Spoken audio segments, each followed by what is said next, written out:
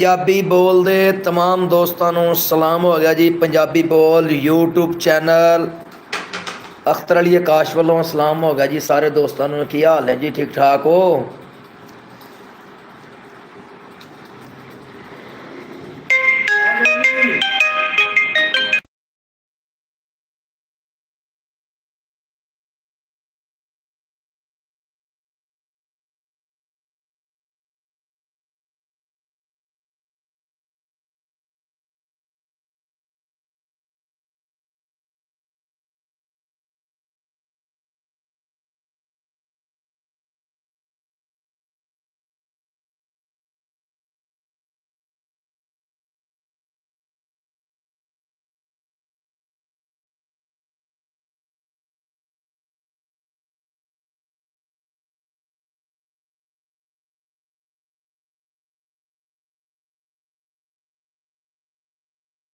Live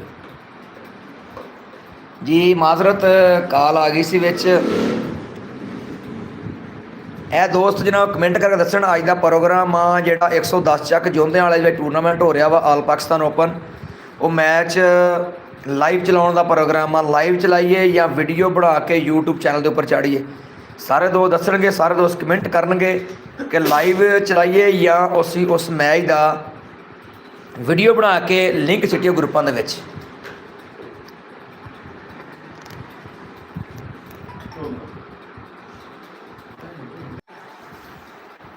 ਜੀ ਉਮਰ ਸਾਹਿਬ ਕਿੱਦਾਂ? ਮੈਂ ਤੈਨੂੰ ਕੁਛ ਕਿਹਾ ਸੀ? WhatsApp ਤੇ ਲਿੰਕ ਸੈਂਡ ਕੀਤਾ? ਹਾਂ ਮੈਂ ਗਰੁੱਪ 'ਚ ਆ ਗਿਆ। ਗਰੁੱਪ 'ਚ ਆਇਆ ਉਹ ਦਿਖਾਏਗਾ ਤਾਂ ਫਿਰ ਹੀ। ਹਲੋ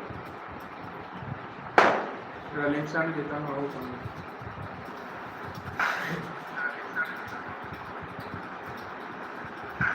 ਮੁਝੇ ਤਾਂ ਵਾਟ ਇਧਰ ਦਾ ਨਾ ਨੈਟ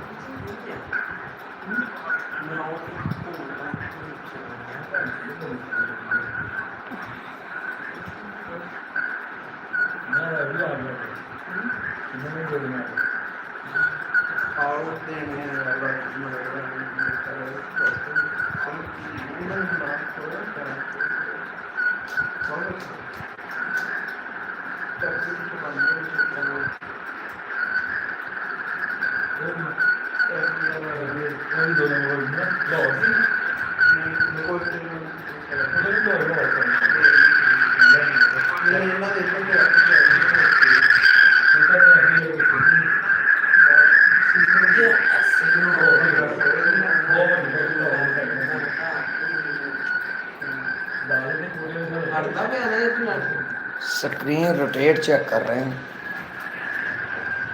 लाइट चला रहे हैं।